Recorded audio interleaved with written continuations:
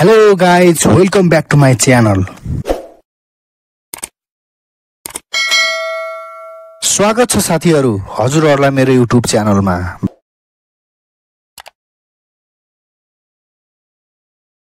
आउनुहोस् साथीहरु, आज पनि हामी बार्साको केही ट्रान्सफरका कुराहरु गरौं के कस्तो हुँदैछ त। त्यसो त बार्साको यो समरमा निको विलियम्सलाई आफ्नो क्लबमा भित्र्याउने योजना थियो र यो प्रक्रिया हुँदै पनि छ। यसै बारेमा न्यूज रिपोर्टर जेरार्ड रोमेरोले बार्साका 4 जना व्यक्तिहरुसँग कुरा गरेका थिए। निकोको रिलिज क्लज कहिलेसम्म तिरिन्छ भन्ने विषयमा ती 4 जना मध्ये 2 जनाले जुलाई 1 मा र अर्को 1 जनाले बुधबार अर्थात जुलाई 2 मा तिर्छौं भनेका थिए। तर अर्का एक व्यक्तिले जुलाई 9 सम्म हामीसँग टाइम नै छ, त्यसैले म केही भन्दिन, त्यतिखेरसम्म जे पनि हुन सक्छ भनेर बताए। त्यसो त यसरी यो भनाइलाई राम्रोसँग बुझ्ने हो भने निकोलाई बार्साले चाँडै नै ल्याउन सक्ने देखिन्छ। तर अन्तिम व्यक्तिको धारणा सुन्ने हो भने उनले भनेका छन् त्यो बेलासम्म जे पनि हुन सक्छ भनेका छन्। त्यसैले यदि बार्साले जुलाई 9 सम्म पर्खियो भने निको र बार्साको ट्रान्सफर के हुन्छ त्यही दिनसम्म नै कुर्न पर्ने देखिन्छ। यदि बार्साले निको विलियम्सको रिलिज क्लज 2-4 दिनमै तिर्यो भने निकोको सम्भावित बार्सिलोना प्रस्थान सम्भव देखिन्छ। साथीहरु, तपाईलाई के लाग्छ, निकोको बार्सा आउने सम्भावना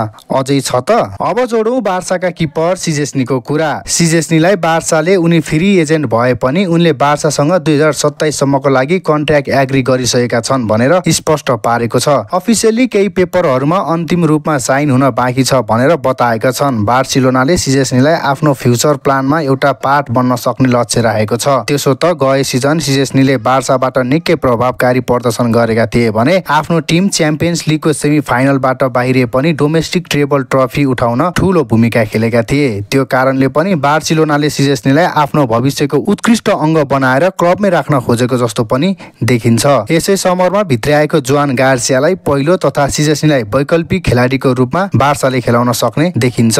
बार्साका खेलाडी तथा जिरोनाका पूर्व खेलाडी ओरियल रोमियोको जिरोनासँग 2025 जुलाई 1 बाट लोन अवधि अफिसियली समाप्त भएको छ र अब फेरि उनी अफिसियली बार्साका खेलाडी बनेका छन्। तर ह्यान्सी फ्लिकको प्लानमा नभएका उनी बार्साको कन्ट्र्याक्ट टर्मिनेट गरेर अन्य क्लबमा नै जाने प्रयास गर्नेछन्। त्यसो त त्यसको लागि रोमियोको एजेन्टले बार्साका स्पोर्टिङ डिरेक्टर डेकोसँग कुरा गर्ने पनि छन्। 33 वर्षीय खेलाडीलाई प्राय जसो घाइते हुने भएको र खेल खस्केको कारणले जिरोनाले फेरि लोनमै भए पनि कन्ट्र्याक्ट गर्न मानेन भने उनी बार्सामा ह्यान्सी फ्लिकको प्लानमा पनि छैनन्। त्यसैले उनले अन्य क्लबमा खेल्नको लागि फेरि केही विकल्प सोच्नेछन्। एफसी बार्सिलोनाले आफ्नो क्लबको आइकनिक नम्बर 10 को जर्सी लामिन यामाललाई दिने भनेर सिजनको अन्त्यमा बार्साका बोर्ड जोआन लाम्पोर्टाले घोषणा नै गरेका थिए। अब यसको अफिसियली घोषणा भोलि अर्थात जुलाई 1 2025 मंगलबारका दिन गरिँदैछ। त्यसको भोलिपल्ट अर्थात बुधबार जुलाई 2 मा बार्साले आफ्नो होम जर्सी सार्वजनिक गर्नेछ। त्यसो त बार्साले यामालको लागि 10 नम्बरको जर्सी औपचारिक घोषणा सोशल मिडिया र प्रेस मिट मार्फत गर्नेछ।